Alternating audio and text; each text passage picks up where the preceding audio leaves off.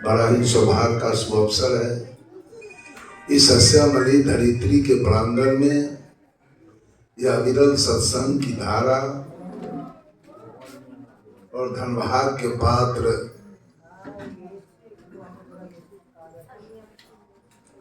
इस कमेटी सत्संग कमेटी के पदाधिकारी गण हैं, उनको लाख लाख साधुवाद, धन्यवाद। बंधुओं, आगमन ही प्रस्थान का कारण होता है और जन्म लेना ही मृत्यु का कारण होता है। फरना ही झरने का कारण होता है और बढ़ना ही बुताने का कारण होता है। हंसना ही रोने का कारण होता है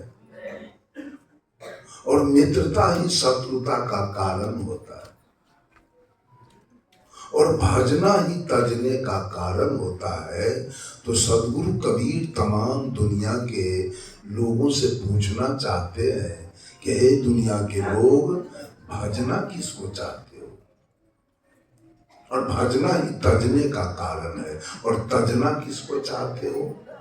तुम्हारा दोस्त कौन जिसको भजना चाहते हो और तुम्हारा दुश्मन कौन जिसको तजना चाहते हो? बोलिए, कोई आदमी बोलिए, किसके भजन से मुक्ति होने वाली है?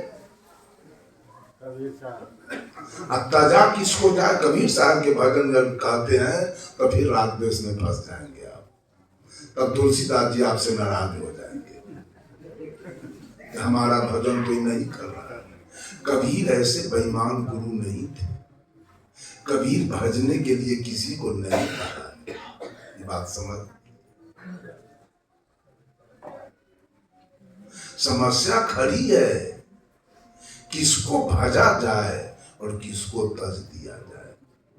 ये पूरे दुनिया के हिंदू, मुसलमान, सिख, ईसाई, पारसी, यहूदी, रमानंदी, आर्य समाज, आनंद मार्ग, कादरी परिवार, युग निर्माण मिशन, गांधी निर्माण मिशन, विवेकानंद मिशन, जय गुरुदेव, बाल जुगेश्वर, सतपाल जी, सदा फलदेव जी, आशा राम जी, रामपाल जी, भगवान रजनीश, बाबा हरदेव सिंह जी, ठाकुर अनुकूल चंद्र जी, आशुतोष जी महाराज, संत मत, राधा स्वामी, ओम शांति, जैन, बौद्ध, ये सारे राग द्वेष के दलदल में फंसे। कहीं भजन नहीं है, गौर कर लीजिए। कहीं भजन नहीं और कहीं भक्ति नहीं। साहब कबीर ने कहा, कबीर यह जग जलते देखा, अपनी अपनी आग, ऐसा कोई ना मिला, जा सो रही है लाग। सारी सृष्टि चल रही है, कोई काम के आग में, कोई क्रोध के आग में, कोई लोभ के आग में, कोई मोह के आग में, कोई तृष्णा के आग में, कोई अहंकार के आग में। रामानंदी जल रहा है संत मत से, उसका चाल उसको पसंद नहीं। और संत मत वाला जल रहा है कबीरपन से, इसको उसका चाल पसंद नहीं। एवं प्रकार से सब दल वाले एक दूसरे से जलने में लगे हैं। मुक्ति किसकी होगी और कल्याण किसका होगा और स्वर्ग कौन कौन जाएगा? आज राम के भजने वाले रावण को भरपेट गाली पड़ती है। न हो तो पुतला फूक के ताकते हैं। न इनका दादा देखा रावण को कि नाना कि न इसका पता नहीं है। लेकिन ईर्ष्या आज तक चलते आ रहा है कि रावण बहुत बड़ा पापी था। किसी ने लिख दिया, बस आज तक हो रहा है। लिख दिया कि रावण बहुत बड़ा पापी है। कबीरपंथी, मैं एक वीडियो बनाया, उसमें लिखा हूं कि कबीरपंथी भी राम की बड़ाई करने में फूले नहीं समाते हैं और रावण के निंदा करने में नहीं आघाते हैं। कबीर साहब एक भी गाली रावण को नहीं दिया है अपने जीवन काल में। सब लोग कान खोल के सुन लीजिए। कहीं न राम का बड़ाई किया, न रावण का निंदा किया है सदगुरु कबीर। न कहीं कृष्ण का बड़ाई किया, न कंस का शिकायत किया, न कहीं पांडव का बड़ाई किया, न कहीं कौरव का शिकायत किया, न कहीं दुर्गा का बड़ाई किया, न कहीं महिषासुर का निंदा किया। कहीं नहीं, पूरे बीजक के अंदर लतारा है तनी मनी तो रामे के लतार दिए।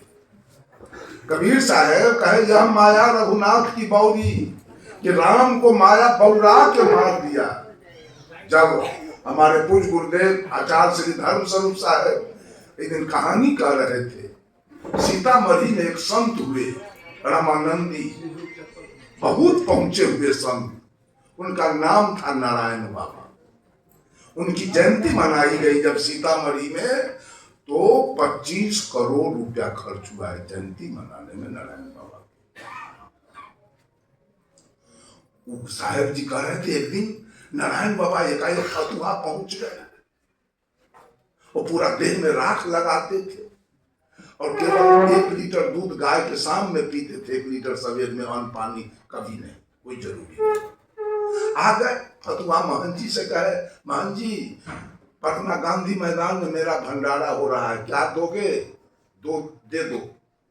तो महंत विद्यानंद साहब ने कहा कि 1 ट्रक चावल और दाल और आलू मैं भेज रहा हूँ।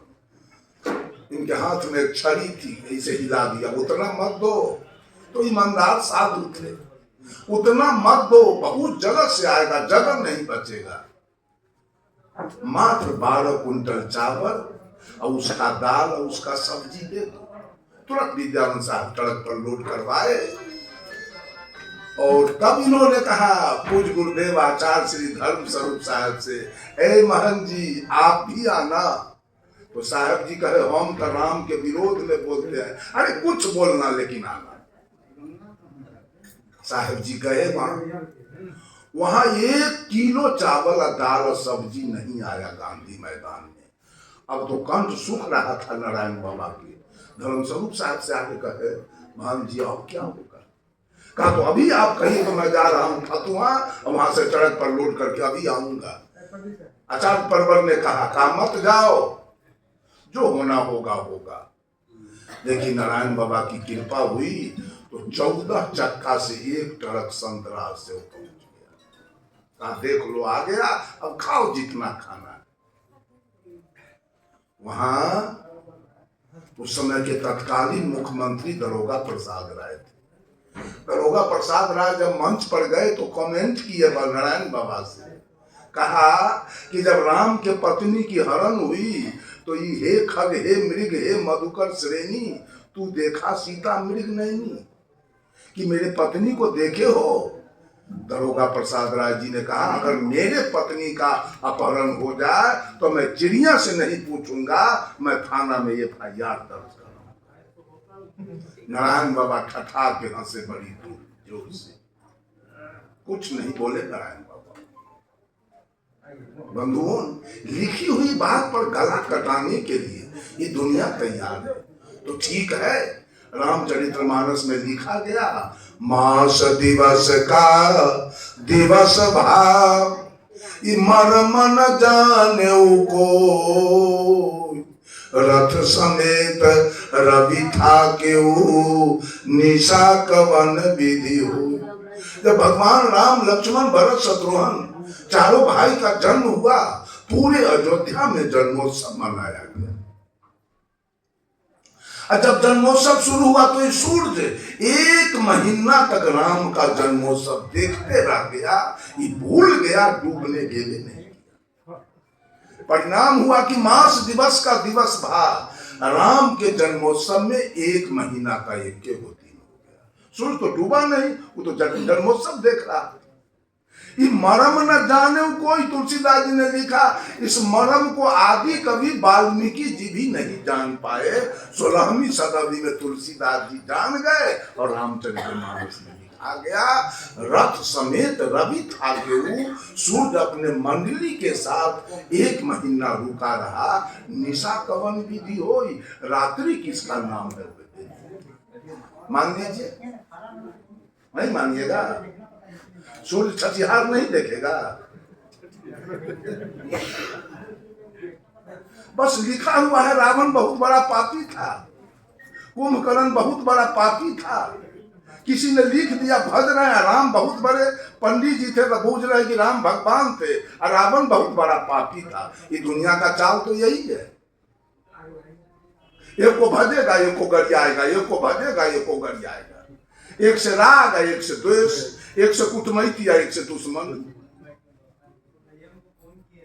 किसके भजने से मुक्ति होगी? साहब कबीर पूछते हैं दुनिया के लोगों से, सेत बांध के पार गए, सेत बांध के पार गए सीता के भरतार, ताही अगस्त मुनि अच गयो इनमें को करता है। तुम्हारे रामचरितमानस में लिखा है कि सीता के दुल्हा राम सेत बांध रामेश्वर बांध के लंका गए, और तुम्हारे रामचरितमानस में लिखा है तो अगस्त मुनि एक जुड़वा में उठा के समुद्र को पी गए। तो कंपैरिजन करके बताओ कि पुल बनाने वाला बड़ा कि पी जाने वाला बड़ा, कौन बड़ा होगा? समुद्र को पीने वाला बड़ा कि समुद्र पर पुल बनाने वाला बड़ा? पी जाने वाले को कौन भजता है? आज सब पुल वाला के पीछे। कबीर साहब पूछते हैं गिरवर धारे कृष्ण जी, धौला गिरी हनुमान, शेष नाग सब सृष्टि संहारे, तो इनमें को भगवान? किसको बड़का मानोगे? गोवर्धन उठाने वाले को कि धौलागिरी उठाने वाले को कि संपूर्ण सृष्टि उठाने वाले? तो शेषनाग के पीछे के है? अगर अक्सर मिल जाए तो उतना थूर देगा उसी से। सब है गोवर्धन वाला के पीछे, धौलागिरी वाला के पीछे पड़ा हुआ है। कबीर पूछते हैं काटे बंधन विपत्ति में कठिन कियो संग्राम, मैं तो ही पूछो पंडिता गरुड़ बड़ा की राम। जब राम नाग फांस में बंधे तो काटा किसने? तो गरुड़ बड़े कि राम बड़े? कहीं तो ईमानदारी बताइए, कहीं तो सत्यता बताइए। ये भजने और तजने की बीमारी, जिस दिन महिला सब छठ करती है उस दिन दुर्गा जी के दतमनो पानी जन पीता है। इसको भजा है, इसको तज दिया है। हनुमान जी अलगे टिडी बेल बेचारा ताक रहा। राम के भजने वाले रावण को गरिया रहा, कृष्ण के भजने वाले कंस को गाली दे रहा, पांडव के भजने वाले कौरव को गाली दे रहा, दुर्गा के भजने वाले महिषासुर को गाली दे रहा, राम के भजने वाले रहीम को गाली दे रहे, मंदिर वाले मस्जिद वाले को गाली देते हैं, मस्जिद वाले गुरुद्वारा वाले को गाली देते हैं, गुरुद्वारा वाले गिरजाघर वाले को गाली दे रहे हैं। आखिर किसको भजा जाए? एक महिला रो रही है और रो के कह रही है ससुरे में भेजबई संदेश, नैहरबा में आग लगी। ससुरे में भेजबई संदेश, नैहरबा में आग लगी। औरत के लिए दो विकल्प है, एक नैहर एक ससुराल। तो नैहर में लगी है आग, अब जाएगी कहां? ससुराल।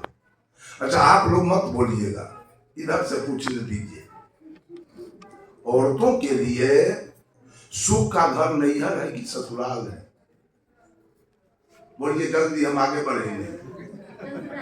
ससुराल है, एकदम सत्य बात। जब लड़की नैहर में रहती है तो उसको जमीन पर कोई अधिकार नहीं है, मकान पर कोई अधिकार नहीं है, सोना चांदी पर कोई अधिकार